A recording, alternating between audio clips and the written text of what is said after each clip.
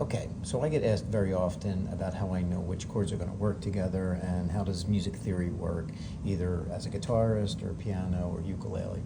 And I want to put together just a quick little synopsis of some real basic things that you can learn how to do. And they're really good exercises and they help me out with my playing. I learned how to do this over 30 years ago and it has helped me every day, so it's definitely worth working on. At the very beginning, what you want to think about is working on the chromatic scale, which just essentially means that you are going to understand what all 12 notes are that are in our musical environment. There's an A, just for regular notes. There's a B, a C, a D, an E, and an F, and a G. You'll notice I put some spaces in between here. The reason for that is that there's a note in between the A and the B that's going to be the A sharp note. And it's also going to be referred to as a B flat. And that same thing happens here where it's a C sharp or a D flat. They sound exactly the same, but you need to understand how they're being used to determine which one you're going to call it. It's like if you were asked to spell the word here or spell the word to. You're not entirely sure which one you're going to use yet until you have more context around it. It's the same thing. Sometimes you're going to call something an A sharp, sometimes you're going to call it a B flat. Over here we have an F sharp. Down here it's a G flat. And then over here, oops, that's going to be the G sharp, and that's going to be the A flat right here.